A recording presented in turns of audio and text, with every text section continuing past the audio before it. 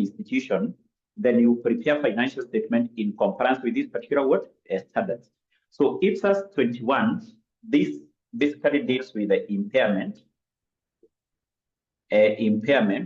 of the non-cash generating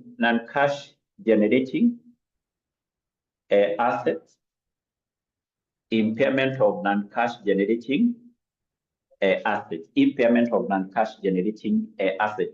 And actually, the first thing, if you can be able to recall, in our first topic in advanced financial reporting and analysis, we did something to do with the impairment of assets.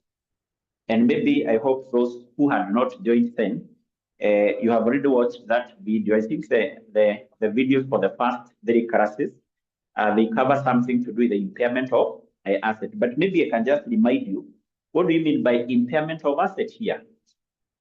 What do you mean by impairment of assets?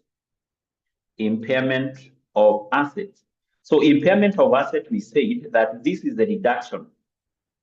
It is the reduction in the recoverable amount of an asset, below the carrying amount. Below the carrying amount. In other terms, here we say an asset is impaired if the recoverable amount of that asset is basically less than carrying amount. So when we talk about the recoverable amount, this is basically the amount which the company can be able to recover from the asset, either by selling the asset or by using the asset. So we know if you own an asset, like you have a business, you own an asset. As a result of using that asset, you generate some cash. The use of the asset generates some cash. So how much amount can you be able to generate from an asset, either by selling it or by doing what? By using it. So that amount you can be able to recover from an asset.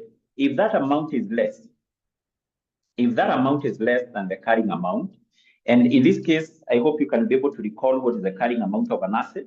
This is basically something we came across in the previous topic. Carrying amount, you can be able to remind us the other name for this. The carrying amount of an asset. Carrying amount of an asset.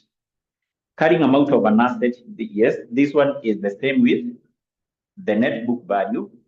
It is that particular value at which an asset is recorded in the statement of financial position. So this is basically the net book value, which is computed by taking the cost minus accumulated depreciation. So basically what that means is that if the value at which an asset can be sold at, not sold at, rather, the value at which the company can be able to recover from an asset